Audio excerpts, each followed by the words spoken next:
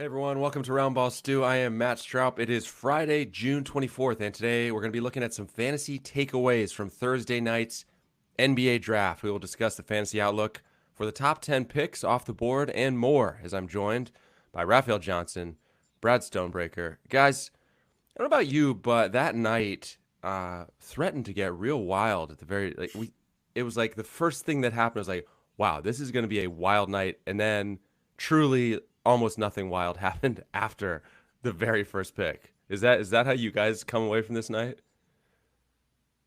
I'd say yeah, more or less, yeah. I mean, the Banchero pick was surprising, Yeah.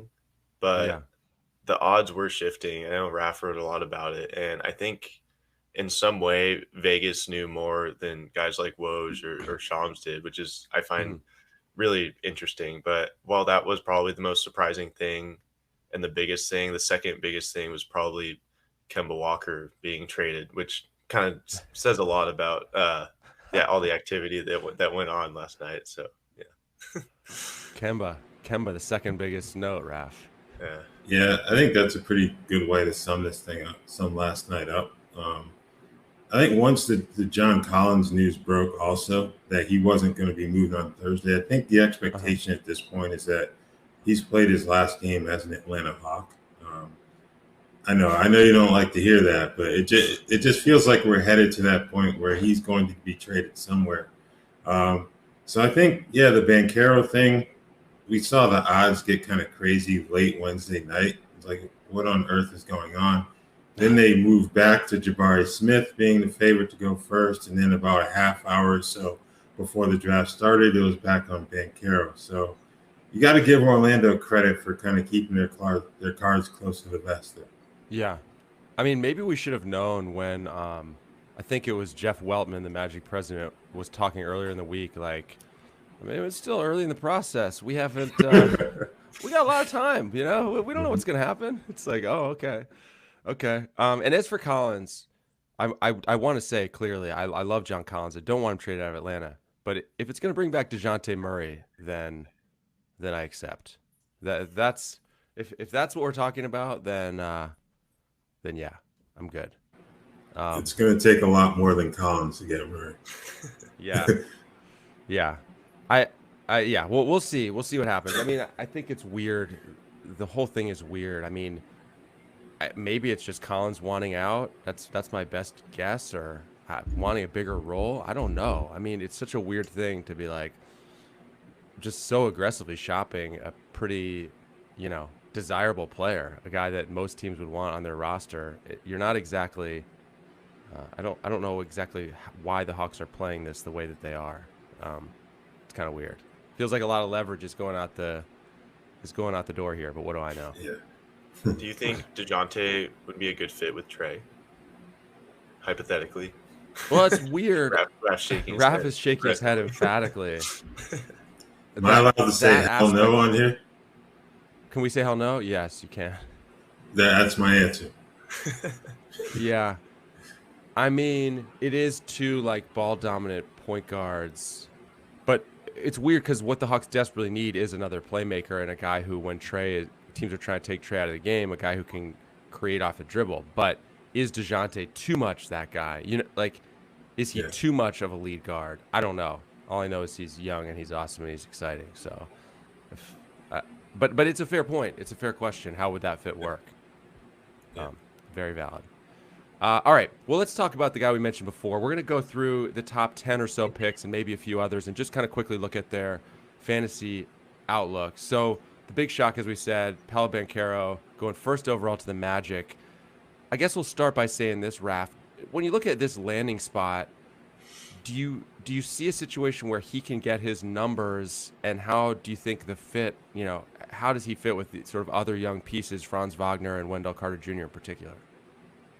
I think he can just because of how bad this team was offensively this past Mm-hmm. season. Like they ranked 10th in pace, but they were 29th in scoring and 30th in offensive rating. So you're playing fast, but you don't really know what on earth you're doing. That's kind of what those numbers tell me. So Yeah. you bring in a playmaker like Banchero who can score on all Yeah. three levels. He can serve as a facilitator as well. Duke used him a lot as like a de facto point guard at times this past season. I know they have guys like Jalen Suggs, Cole Anthony, and Markelle Fultz still on the roster, but the proof's in the pudding, and I think that may have been in a big factor in Orlando's reasoning to take Banchero here instead of going with Jabari Smith. So I think he can get his numbers. I just find it funny that Jonathan Isaac really hasn't been mentioned at all.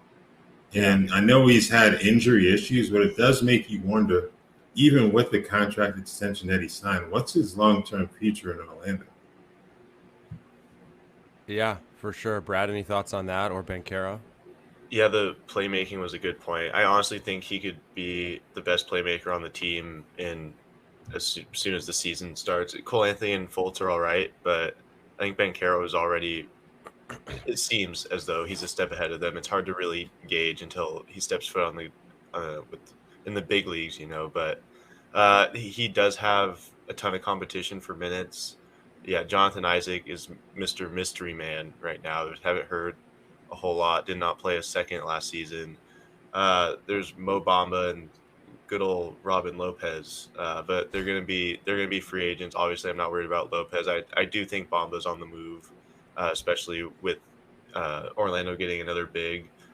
I feel like they could use like an Anthony, Suggs, Wagner, Wendell Carter Jr. and Banchero lineup. Obviously, Carter Jr. and Banchero flipped, and I think that could work well. But I'll probably say this so much, but it's so hard to tell right now, just a night after they were picked, and it's hard to see how the team works until they actually start playing together and developing chemistry and all that. Right. Well, let's continue on. After we get through the first three guys, I kind of want to ask you guys which of these three you think should be the first rookie off the board in fantasy leagues. But before we do that, let's go to Chet Holmgren. I mean, he pretty much ended up where we expected, right? I mean, for all the questions about where he's going to land, I think we mostly expected he would land with the Thunder. We've talked about him a lot, his potential, the potential downside with his build. Raph, is there anything new to say? I mean, do we want to venture to try to imagine some rookie year numbers for this guy? Do you go through that exercise? And if so, what do you kind of picture Holmgren being able to do as a rookie? I think at minimum, you're looking at 2, maybe 2.5 stocks per game from him, just because of what he can bring as shot blocker. I don't know about the steals being there, but I think he can do enough in that area combined with the blocks to get you some good value there. He can shoot all the way out beyond the three-point line, so that's another factor. The rebounding may be a little bit low just because of his frame, but I think the scoring and the defensive numbers are going to be enough to make him one of the most valuable fantasy rookies out there. Brad, when Raph was just talking and mentioned the rebounding, I almost started to think of Jaren Jackson Jr.'s statistical profile. Like, does that add up for you potentially? And maybe with more assists? Yeah, I hope not. I love JJJ, but his rebounding is pretty frustrating for a guy so like talented and athletic, and obviously is all over the floor. But I don't think so. I think he'll still be a good rebounder just simply due to his size alone. Like he does have the frame to worry about, and that's the number one issue, basically consensus issue with him going this early. But I do think he could get, assuming that OKC doesn't just shut him down after 5 minutes, I think he could get 7 boards a game, like fairly easily. I'm not going to go as high as maybe 8 or 9, but somewhere in the 6-7 range, I think is super possible with room to improve with more minutes down the line. It does feel like of the top 3 guys, just in terms of this year, Holmgren does have probably the most freakishly high fantasy ceiling, like his best possible outcome where he's, a better shot blocker than we're even guessing given his frame. You know what I mean? He could, it's not out of the realm of possibility that he comes into the league and is like a 2+ blocks per game guy, which obviously makes him outrageously valuable. But again, there is the OKC factor, and we all expect all of the Thunder young guys, if you're drafting them, be ready to trade them. But then again, is everyone else ready for that anyway? So I don't know. I have a lot of hesitation about drafting Thunder, and it's going to be a really interesting question as we get closer to the season. But let's move to the guy who, for a while, we thought was going to go first, ended up going third overall. Jabari Smith to the Rockets. Raf, it seems to me that, first of all, in real life, the Rockets are a massive winner here because they got the guy who a lot of people think should have gone first. Orlando became infatuated with Banchero, clearly. But Jabari Smith also seems like, I don't know, is the fit better in Houston than it was in Orlando? I think that's my first question. And I'm excited. I'm really excited about this guy, bottom line, in Houston. It feels like he's got a path to big minutes early. He's an incredible shooter already. I think he can get some defensive stats. Do you share my level of excitement about Jabari Smith's rookie outlook? Yeah, it's crazy how this worked out, like you said, because Houston was absolutely atrocious defensively. They were dead last in points allowed per game, 29th in defensive rating, and addressing that concern in the front court was going to be huge for them. Banchero, as much as he could provide for the Rockets offensively, when you talk about this team not having a true point guard, Smith can be very good defensively for this group. And the three-point shooting ability, I think he's going to be a great fit alongside Kevin Porter Jr. and Jalen Green. You can move Alperen Sengun into the starting lineup. I think, if anything, we're going to see Smith and Sengun as that starting front court tonight. Let those guys kind of grow together, and you can let Smith. The two-point shooting, especially in the mid-range when it comes to creating his own shot, is a bit of a concern, but they can game plan around that. I think he's going to be fine. Yeah, and I'm in total agreement there. I'm excited that whatever they did didn't ruin Alperen Sengun's outlook, because I've been excited about him since he was drafted last year, and it didn't quite work out last year to the last. Since he was born. Yeah. Back in 2002 probably, or whatever it was. But yeah, exactly. Anyway, his competition is not bad at all. I mean, right now it's Jayshawn Tate and KJ Martin lined up at the 4 for Houston. Jayshawn Tate is just, he's good, but he's kind of there. He's not like not the highest ceiling guy. He had that one strange massive stat line at some point in the first third of the season that was so random, and then he just fell off the face of the earth for the next few months. And KG Martin is good when given the minutes, but he actually recently approached the team about a trade because he was curious if his spot in the rotation was guaranteed, and now it's probably safe to say it's not all too guaranteed with Smith coming to town. So yeah, long story short, I love the fit. I think he's going to play a lot. I think the defense is going to be very well liked by the team. And a versatile guy offensively, where I guess the issue last year was the Rockets viewed Sengun and Wood as really playing the same position based on the way they used them. Whereas I don't think we really think of Jabari Smith as a center. So it actually is seems to be good news for Sengun as well, though we've said that before. Yeah. Number 4, for a while we thought that Jaden Ivy might end up with the Kings, but there was certainly plenty of talk about Keegan Murray going there. Raph, what do you think of Keegan Murray's outlook in Sacramento? And do we think Harrison Barnes is getting dealt? I mean, I'm just trying to imagine, what's his path to playing time? Does Barnes need to be gone for him to make an impact right away, fantasy-wise? I don't think that Barnes needs to be gone just because of who the Kings are starting at the 4 for much of last season, where we talk about either a Mo Harkless or a Trey Lyles. Right. Those guys are NBA players. That's pretty much what I can say. They're in the NBA. They're in the NBA. Murray, I think his skill set fits this rotation better than Jaden Ivy's would have.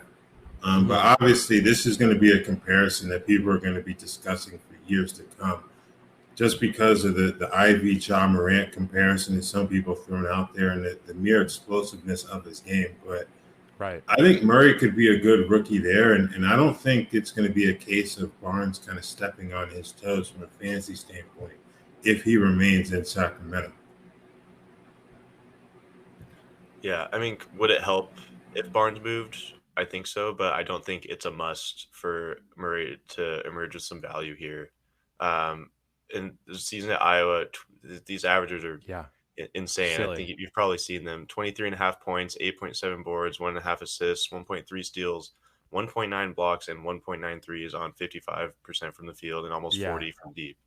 I mean, those numbers are I don't bananas. care. I don't care who's playing in front of him. You got to get this guy minutes just for the sake of fantasy managers out there, Yeah. because obviously he has that skill set to provide right away when given the opportunity. And there's a lot to like about him. And the Kings, not that I trust much of what they do, but they clearly had some faith in this guy, because there were so many teams interested in that fourth pick once those first three Right. main guys came off the board, and they decided to stick with it and take Murray with it. So they must like him enough to take the leap on him, and I think he could.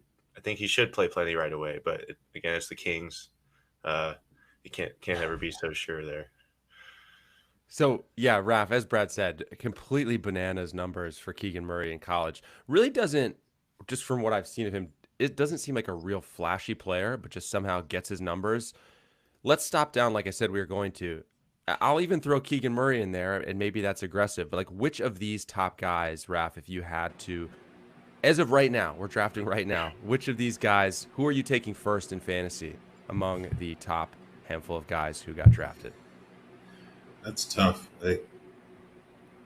I think I lean Jabari, to be honest with you, Uh, just because of the need that he can help Houston address.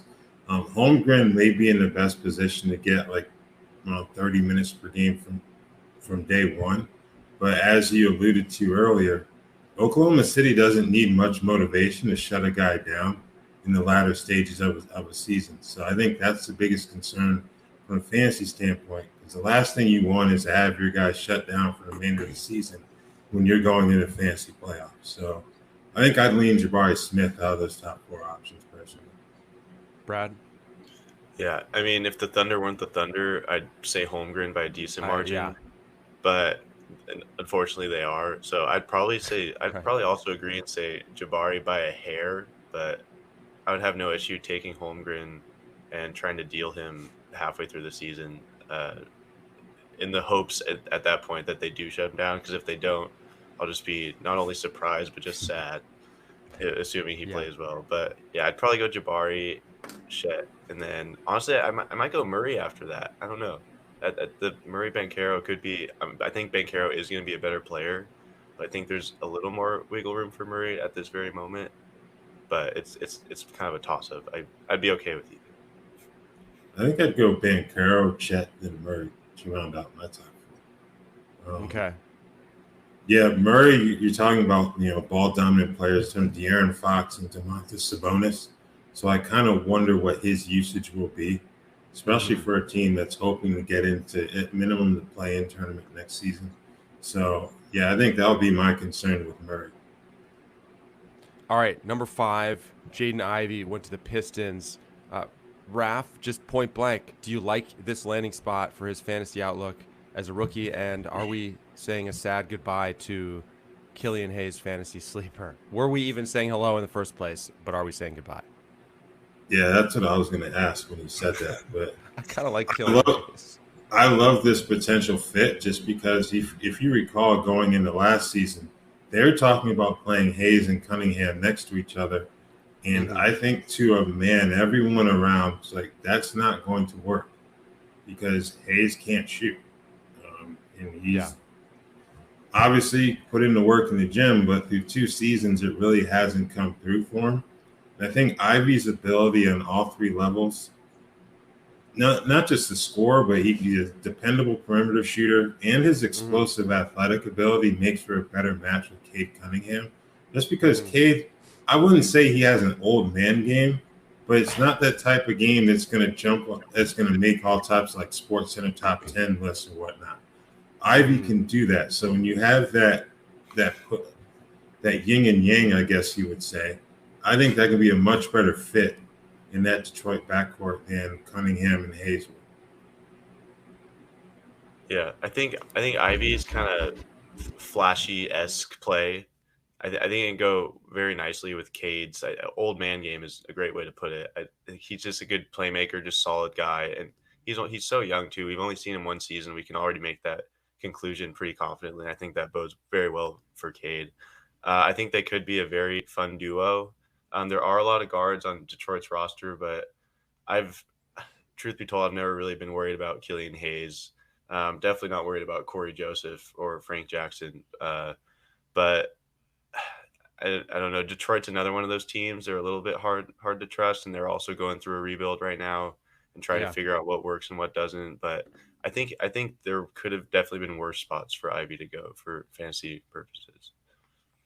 I think when you watch Ivy play, you can see why people make the John Morant comparisons, just like his explosion off the dribble. But I think where we have to tap the brakes there is the playmaking, right, Raph? I mean, this is a guy who averaged, I think, 3.1 assists, 2.6 turnovers in college. John Morant, you're talking about a guy who averaged 10 assists his final year in college. So what do you think about that aspect of his game? And I think we think he'll be able to score at the next level, but what do you think the rest of his stat line, like where else could he be an asset in terms of fantasy? Because we think he's going to be on the court a lot. Yeah, I think three-point category could be somewhere else where he could benefit you.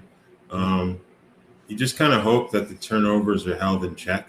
That would be the main thing, because I don't see him being like a 5-6 assist per game guy right away. Maybe he can develop into that in time, but I think the points, 3-pointers, maybe you can get a steal per game out of him. I think those are the areas where you're kind of looking for that early production from Jaden Ivy. Number 6 off the board, Benedict Matheran went to the Pacers. By the way, when they were introducing him, I don't know if you heard, they were introducing all the players. They said Matherin. They went with the French pronunciation. Is that how we're supposed to be saying it? Or are we going to say Matheran? What are we going to do? I haven't heard anything officially from him. I tend to kind of wait to hear what the player says, how they want their name pronounced, and just go with that. Matherin works well for me, if that's what they want to go with. I think we should do it. We should do it. Yeah. And I like the fit in Indiana as well, too. Okay, so tell us a little bit more about that. I mean, you read that he is the prototypical sort of 3-and-D guy. He certainly was able to score in college. The D stats weren't really there, so I just want to hear your thoughts about the fit and the fantasy outlook. Yeah, I think he's a bit more explosive offensively than just being a 3-and-D guy. He can certainly shoot, but he can score on all three levels, finishes above the rim. Off defensively, you'd like to see a little bit more in terms of the steals production, but I think sometimes we may look at those low numbers and think that a guy was like a liability defensively, and that wasn't the case with him. I think Dalen Terry was Arizona's best defender last season, but Matherin wasn't a bad guy either. So I think maybe depending on what Indiana does with their defensive system and how Rick Carlisle goes about things, he may be able to get close to 1 steal per game this coming season, I think. Yeah, I think, what was reported on like a few days ago that Malcolm Brogdon is likely to be moved soon. And that's been the chatter like since the end of last season when he had all these fake injuries and all that. So I think that could open up a pretty decent rotation spot for how do you say? I'm going to butcher it. How do you say it? Matherin. Matherin. Okay, I'll work on it. That's what I'm going to do today. Just stand in the mirror and record myself practicing it. Send us, please. Can you like send us like a 5-minute recording of you like just pronouncing it over and over again, working on your French pronunciation? I'll think about it. We'll see. My phone might not work today. I don't know. Just kidding. Anyway, I think Brogdon's out of there. They do have a lot of guards too. Like I sound like a broken record, but I mean, where's Duarte going to fit in here? He had a decent last season, but kind of injury riddled. They still have T.J. McConnell, Dwayne Washington Jr. Dwayne Washington Jr. got random run last year when everyone was hurt, so I think he could leapfrog most of those guys. And I do think that the 1 steal game is definitely realistic, and I think he and Halliburton, it might not be as soon as this season as they work on what works and what doesn't, but I think they could be pretty fun if they stick with both of them for a few years to come. Just looking at this roster, if we assume Brogdon's gone, you put Halliburton at the point, you put Hield maybe at the 2, and then our guy Matherin at the 3, Raph? Is that kind of what you think we're doing? Yeah, I can see that. He and Chris Duarte are both capable of playing either the 2 or the 3. Hield will give you shooting, but I think whichever one between Matheran and Duarte proves to be the better defender may have the edge in terms of starting, just because I don't think anyone's ever thought of Buddy Hield as like a defensive showpiece. So, yeah, that'll be an interesting training camp battle to watch, I think. I'm Hield is like a guy who I really am. I wouldn't say I'm super high on in fantasy, but I'm intrigued by just after his playmaking role that he had with the Pacers, averaging nearly 5 assists per game with Indiana. So he's a guy who's very much on my fantasy radar.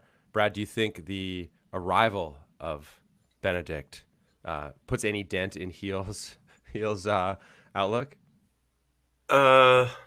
Maybe, but lean towards no. I think Hield's already been. I think he's solidified himself in the league, and he's been there a while, but he showed things in Indiana that, like the playmaking you mentioned, that we didn't really see much of in Sacramento. And I think he has that confidence to be ready to play make even more, especially if Brogdon's out and they're missing a playmaker. Obviously, Halliburton's more than capable, but he could be that second kind of guy, and maybe he'll make some passes to Matheran. And nice. We'll see. That was your best one, yeah. That was solid. Okay.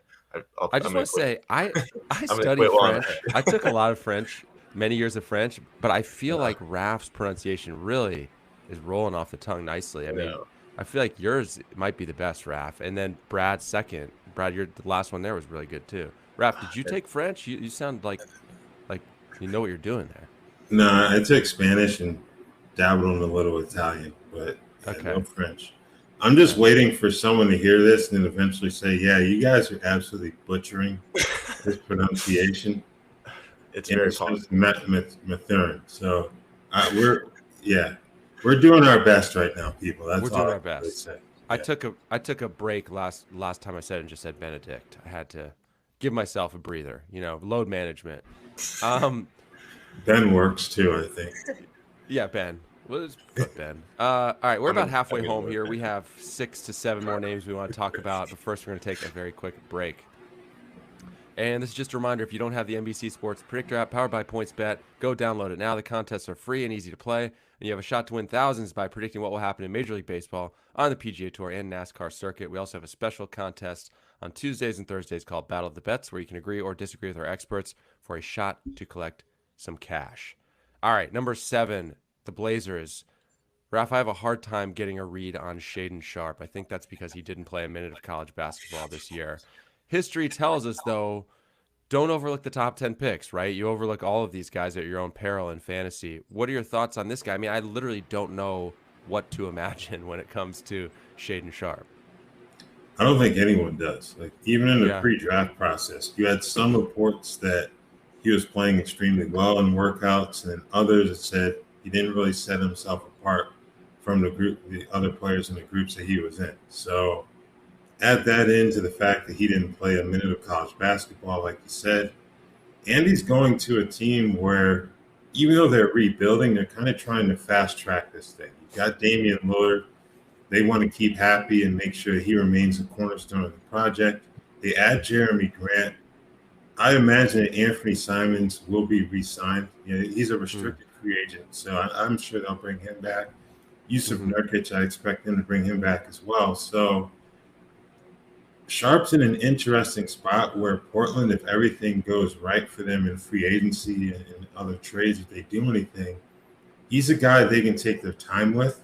So I'm not too thrilled with him from a fantasy standpoint for that reason, in addition to the fact that we really don't know what we're going to get from him based upon the lack of recent playing experience. Brad, what's your read on this guy who we literally have never seen play before? Yeah, I mean, obviously he's the mystery man of the lottery, if not the whole draft, honestly. Right. I agree with Rob. I think Anthony Simons he's a stud. I think he's going to be a great fit alongside Dame. And I think they're pretty happy with that from what I can tell. And that means that Sharpe is not going to have a super clear path to minutes right away. I think they might treat him more as a project and see like what he's actually capable of first, because no one really knows. Like, the most recent stats on him I could find were from the Nike Elite Youth League. And I mean, they were good, but can't really take much from that, and like how you can't know that it translates well Right. from a youth league to the best players and playing against the best players in the world. So it's tricky from a fantasy standpoint. I'm not going to be too high on him, to be honest. But if the Blazers start just looking like they did last year again, they give him a longer leash, then maybe it could be a pickup. But I think they are going to be more of a win now situation with all the moves they're trying to make and rumored to be making. It'd be hilarious if we were like, I mean, he averaged 1.8 steals and 0.8 blocks in the youth league. So, I mean, this is a guy you are going to want to draft in fantasy. You're going to want him on your roster. I'd be fired. So, yeah, I mean, that's the first guy it sounds like all of us would take a wait-and-see approach on for sure in fantasy at this point. Number 8, though, Dyson Daniels, who went to the Pelicans, actually seems like a pretty intriguing fantasy guy, Raph, and potentially an excellent fit on this New Orleans roster. Would you agree with that? I don't know about the fantasy, possibilities as a rookie just because of the number of options that they've got on that roster right now. But it feels like New Orleans has essentially said, we've got the offensive weapons. Now let's address the defense. We've got Herb Jones in the fold, all rookie team member, high-level defender. Daniels is a high-level defender in his own right. He can defend ones, twos, or even some threes. I just worry about the offensive potential when you look at C.J. McCollum, Brandon Ingram. Zion Williamson's going to be back, and he's going to need touches. Got Jonas Valanciunas in there as well. So that top 4 alone is going to make it difficult for any of those other guys to kind of establish themselves as a bona fide offensive option, much less a rookie like Dyson Daniels. So the defensive numbers, I think he's a guy for that reason. You have him on your radar in case you have some injuries, because we've seen some of those Pelican guys go down in recent years. But from day one, I don't know if I could target him in drafts unless we're talking dynasty leagues. Yeah, I mean, I think you could compare him to his teammate in Herb Jones, but maybe a little worse just because, I mean, Herb has those minutes locked up because he showed what he could do last season. I'm just imagining the 3 of Daniels, Herb, and Jose Alvarado being out there on defense and just wreaking havoc on the other team. Yeah. But obviously that offense would be just awful. But Devontae Graham he was horrible last season. I think Daniels could take some of his minutes strictly from an offensive standpoint. I totally agree. I mean, Brandon Ingram and C.J. McCollum did their things, and that was without Zion Williamson. I think Zion's just going to make things worse, and I think they already have their 3 to 4 main guys who can like really score the ball, and then everyone else is going to have their points trickle in here and there. And he's also a rookie, obviously, so that doesn't bode all too well for him. But defensively, if he can get to like a steal and a block somehow, he could have some like fringe value in standard leagues maybe. In my excitement, I did kind of forget about Zion, and I do see the case for it being crowded there. I guess I was just intrigued.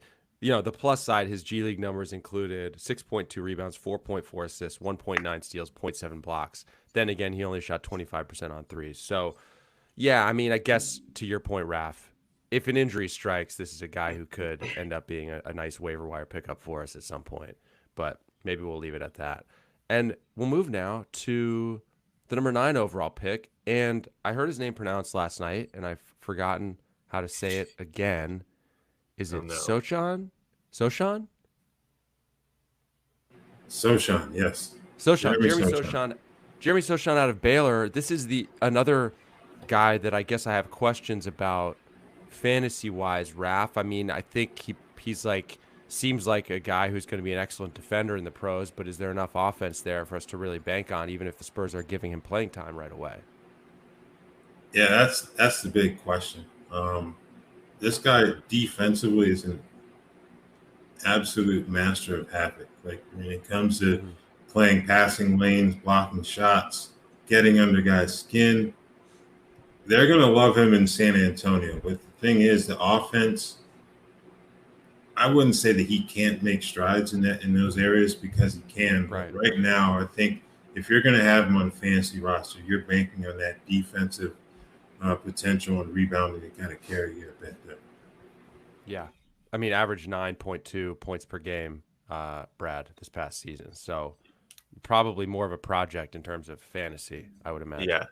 Yeah, agreed. I was just looking at his numbers. The boards, 6.4 rebounds, and then 1.3 steals and 0.7 blocks. Those are all pretty good. But yeah, he's just not a great scorer as far as we know. And also, it's as you guys probably know too, Greg Popovich isn't necessarily known for turning rookies into fantasy gold. And I think basically everyone they draft is a project until they earn their trust.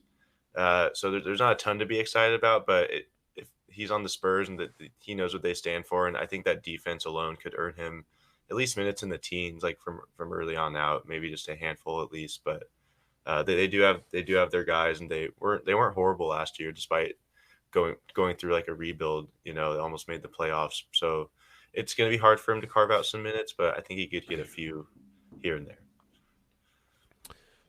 At number 10, the Wizards took Johnny Davis out of Wisconsin. Raph put up some big college numbers this past year. Do we like Davis if Beal is back in town? How much does that matter for you for his outlook? I mean, we assume he's going to play plenty as the number 10 pick, but what are your thoughts on that situation? I'm assuming that Beal returns.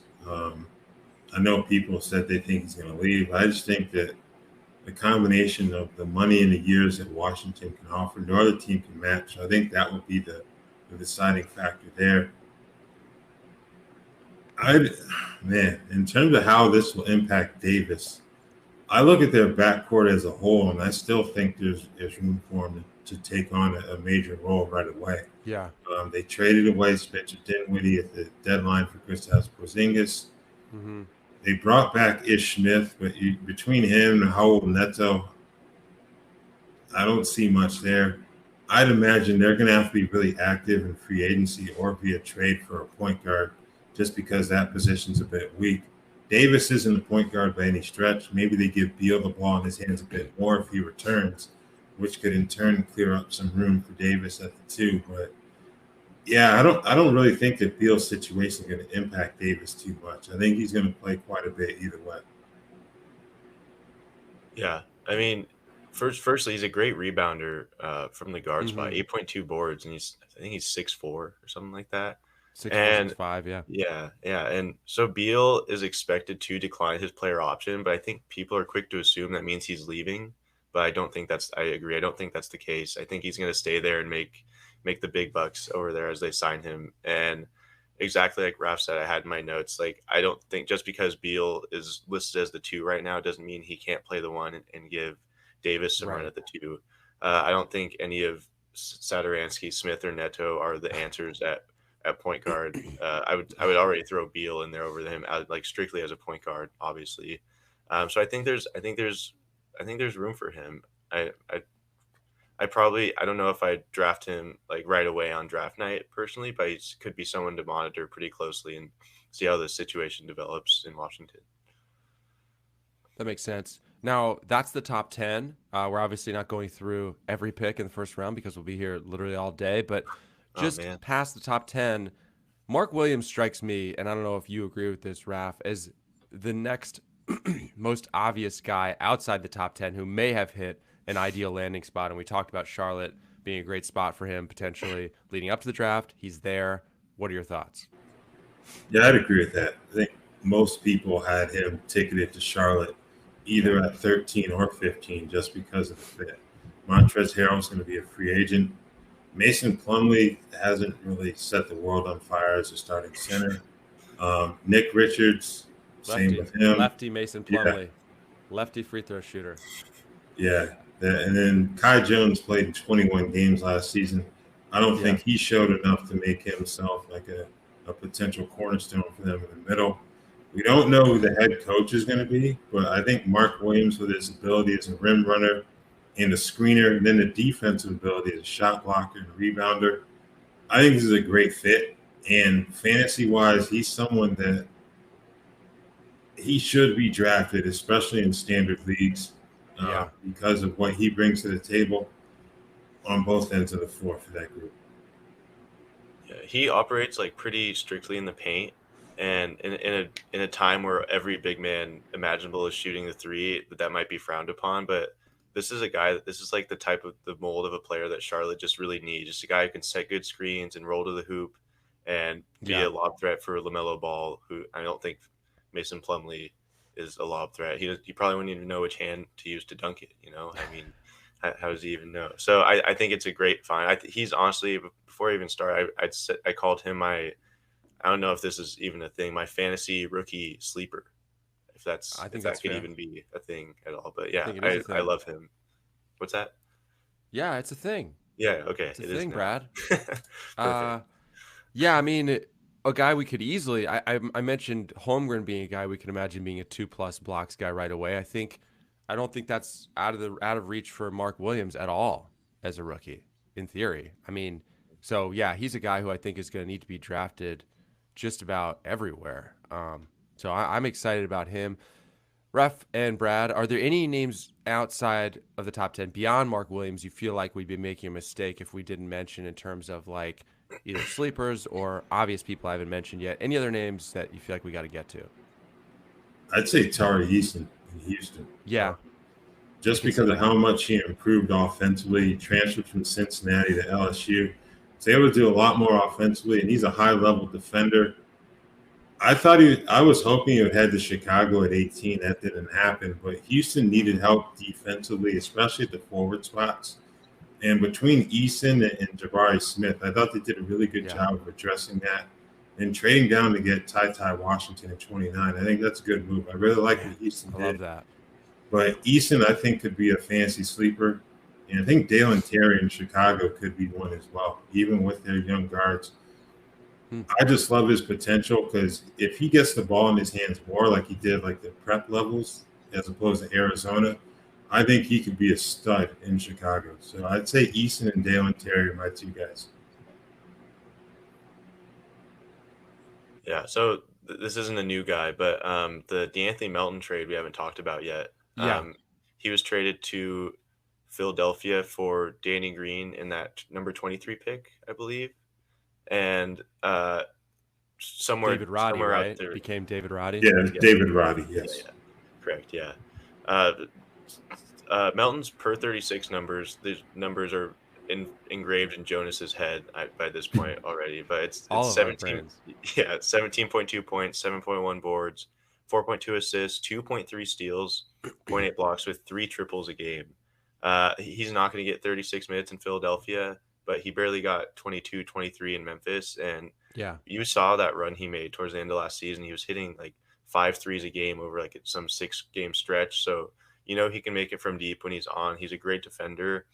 And some people might be worried about Tyrese Maxey and James Harden, but I think he could soak up a lot of those minutes from guys like Matisse Thybulle, who could very well be on the move. Furkan Korkmaz had a very underwhelming season. I feel like I'm being kind there as well. So I think Melton could make that jump, and hope even if he gets to 26, 28 minutes, I think that would be enough to have plenty of value in fantasy leagues. Yeah, Taylor Jenkins, for whatever reason, Raf, not the biggest DeAnthony Melton fan as far as I can tell, or just not a fan of Melton at anything other than like a limited minutes role. Yeah, they just never really seem to kind of figure out that logjam, but I guess they have. Obviously Desmond Bane stepping forward as he did, so he's the ultimate winner there. They traded Grayson Allen last offseason, and now it's Melton who gets dealt. So, I think you mentioned Memphis. I think the 2 rookies that they added have the potential to help them, albeit in limited roles. We think about Roddy, and then I think they got Jake LaRavia as well, if I'm not mistaken. That sounds right. Yeah. Yep, Jake LaRavia at 19. I think those are 2 guys that can help them on the back end of the rotation. Tyus Jones, neither one of them is a point guard, so they won't help there, but Kyle Anderson is also a free agent. So if the price gets too high for him, I think a combination of LaRavia and Roddy can kind of help with that, but especially LaRavia because of his playmaking ability.